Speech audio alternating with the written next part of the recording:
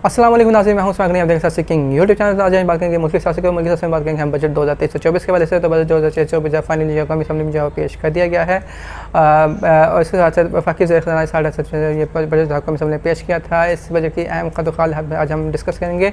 और देखेंगे कि ये बजट जो है वो कोई इस बजट में कोई नई चीज़ भी है, ये बजट जो है वो रवायती बजट की तरह है, या फिर ये बजट सियासी बजट है, या फिर ये बजट जो इलेक्शन बजट है, ये भी हम देखेंगे। और सबसे पहले हम इसमें देखेंगे कि इस बजट की जो कुल मालियत है वो कितनी है। इस बजट की कुल मालियत जो है वो है 14.46 करोड़ रुपये। और उसमें जो अगर हम मज़ीद डिटेल देखें तो उसमें बताते चलेंगे आपको 1.9 करोड़ रुपये जो है वो इस वक्त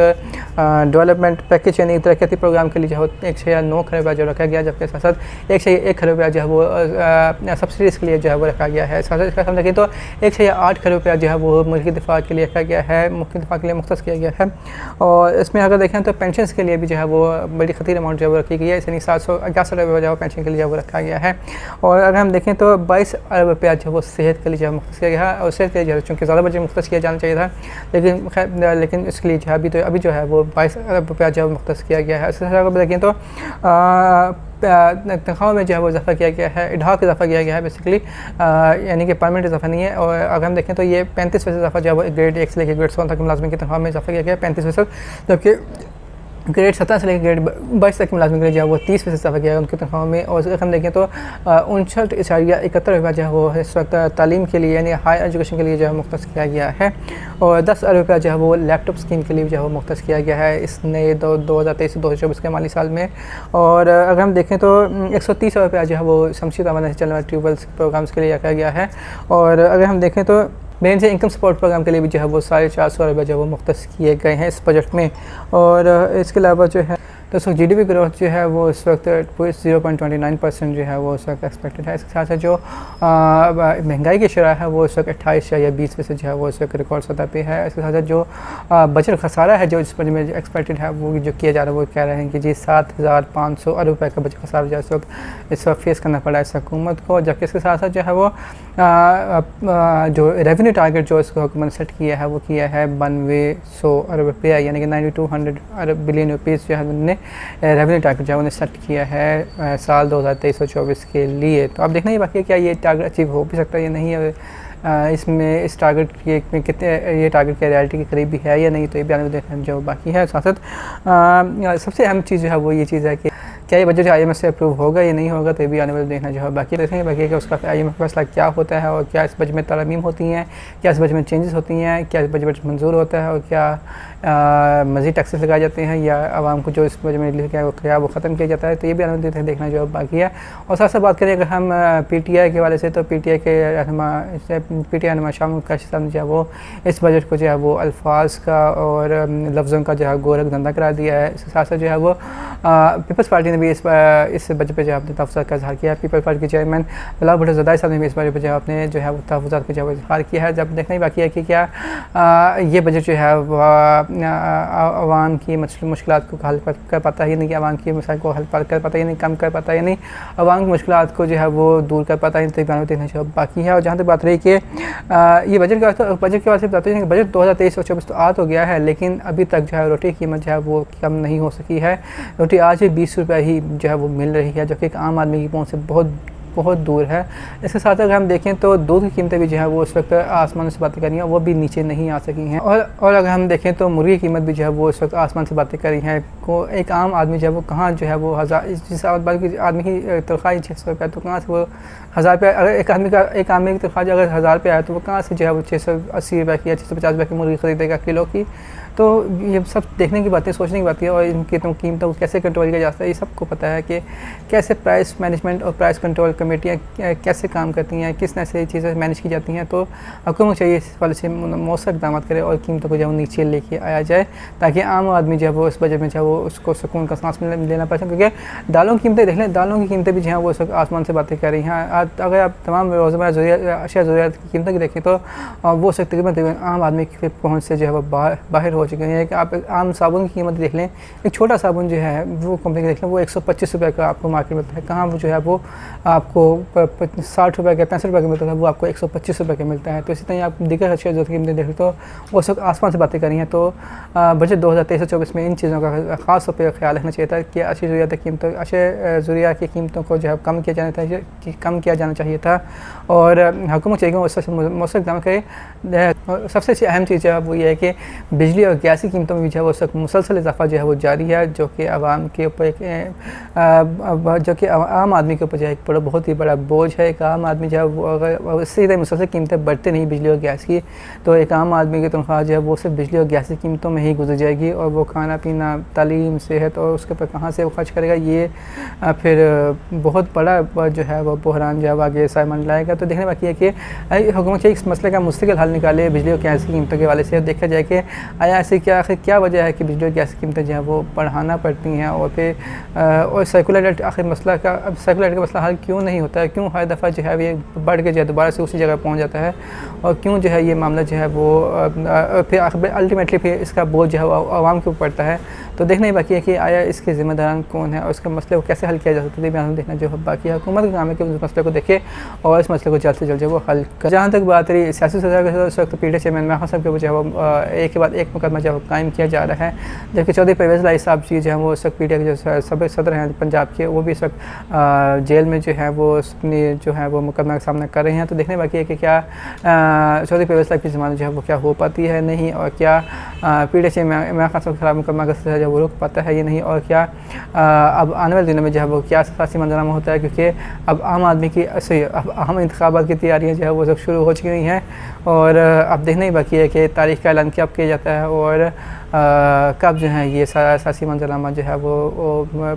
वाज़ेह होता है और कब ये जो गर्द गुबार जो है सियासी फ़िज़ा में जो गर्द गुबार फैली हुई है ये कब दूर होती है, तो भी आने में देखना चाहिए बाकी है। और हम उम्मीद करते हैं कि इंशाअल्लाह पाकिस्तान के हालात जो है जल्द बेहतर होंगे और तमाम सियासी पार्टियों को जो है वो फेयर प्ले यानी कि शफ़ाफ़ तरीके से जो है वो इंतखाब में जो है हिस्सा लेने का भरपूर मौका दिया जाएगा और किसी पार्टी के लिए भी जो है वो किसी पार्टी को जो है सियासी मैदान से जो है उसको शिरकत करने से रोका नहीं जाएगा, तो बयान देना चाहिए बाकी है। तो उम्मीद करते हैं कि सियासी मैदान में जो है तमाम सियासी क़ुव्वतें जो है वो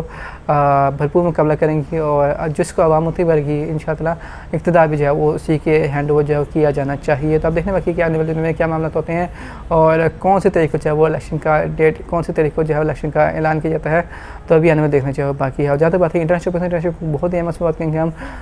ट्रंप के वाले से, तो ट्रंप साहब जो हैं उस वक्त अपनी भरपूर इंतखाबी मुहिम जो है चला रहे हैं। रिपब्लिकन पार्टी का सारा दारोमदार जो है उस वक्त ट्रंप के ऊपर है, क्योंकि ट्रंप जो है इस वक्त इंतहाई स्ट्रॉन्ग कैंडिडेट जो है वो सब समझे जा रहे हैं अमेरिकी सदारती इंतखाबात में 2024 के। तो देखने बाकी है कि अब ट्रंप के ख़िलाफ़ जो है वो इस वक्त इंक्वायरियाँ जो तेज़ हो चुकी हुई हैं, उनके खिलाफ जो मुकदमा हैं वो भी अब स्पीडअप कर दिए गए हैं और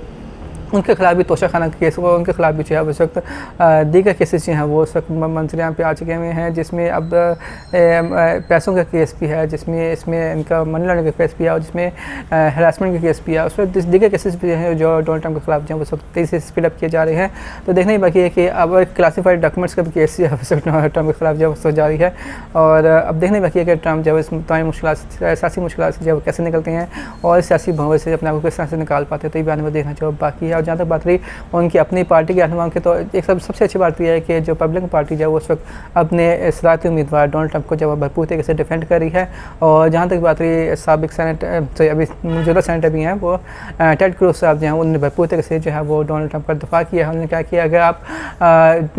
बाइडन साहब को जो है वो उनको क्लासीफाइड डॉक्यूमेंट पर जो है कोई सजा नहीं देते, तो आप कैसे जो है वो डोनाल्ड ट्रंप को जो है वो सेम उसी चार्जेस पर जो है उसको सजा जो है सुना सकते हैं। इसी तरह जो दीगर रिपब्लिकन पार्टी के, जिसमें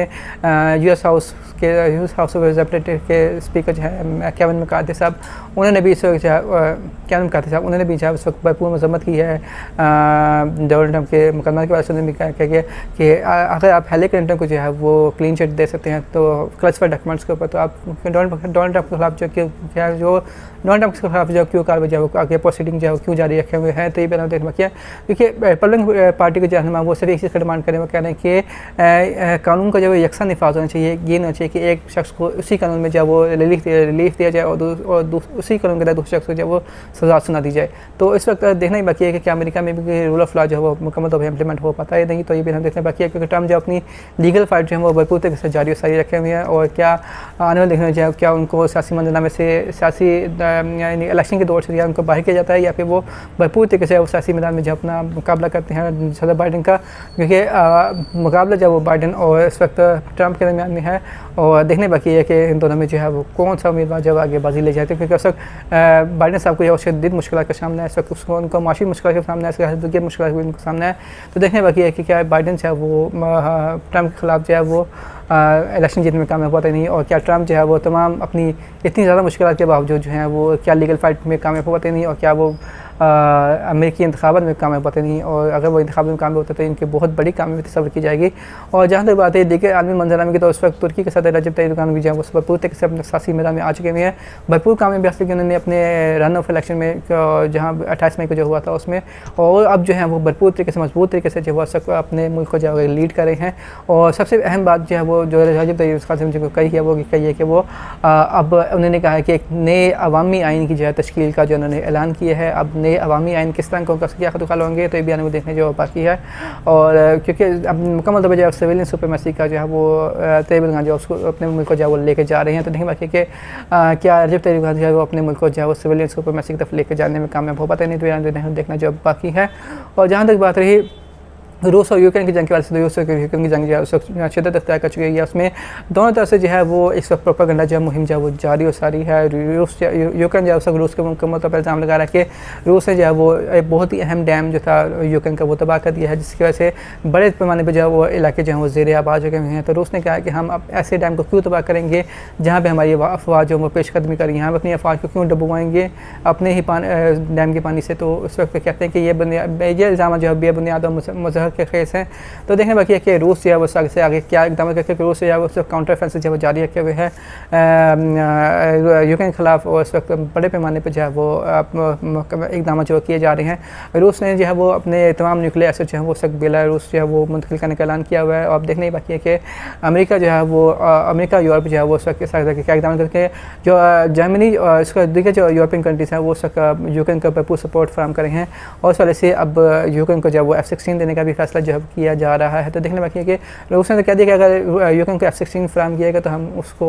उस वक्त जो है वो शॉट डाउन कर देंगे, नहीं मार गिराएंगे। तो अब देखने ही बाकी है कि ये मामला आगे किस सकते हैं। और जहाँ तक बात रही नॉर्थ स्ट्रीम के वाले से, तो अब मालूमात जो इन्फॉर्मेशन जब सामने आ रही हैं वो ये आ रही हैं कि मुबैना तौर पर जो है नॉर्थ स्ट्रीम की तबाही में, यानी कि जो समंदर के नीचे जो गैस की पाइपलाइन थी उसको तबाह करने में जो है मुबैना तौर पर जो कहा जा रहा है कि यूक्रेन खुद ही मुलविस था, और यूक्रेन ने जो है वो यूरोप को सप्लाई करने वाली जो नॉर्थ स्ट्रीम पाइपलाइन थी उसको मुबैना तौर पर जो था यूक्रेन ने ही तबाह किया था। तो अब देखना ही बाकी है कि यूक्रेन जो है वो इस वक्त यूरोप और अमेरिका को इस्तेमाल कर अपने ज़ाती मकसद के लिए अपने आप को करने के लिए। तो देखने बाकी है क्योंकि रूस तो कह रहा है कि हम यूक्रेन पर कब्ज़ा नहीं करना चाहते, हम ना ही यूक्रेन के पर अपना तसल्लुत जमाना चाहते हैं, हम सिर्फ ये चाहते हैं कि यूक्रेन जो है वो यूरोपियन और नेटो का मेंबर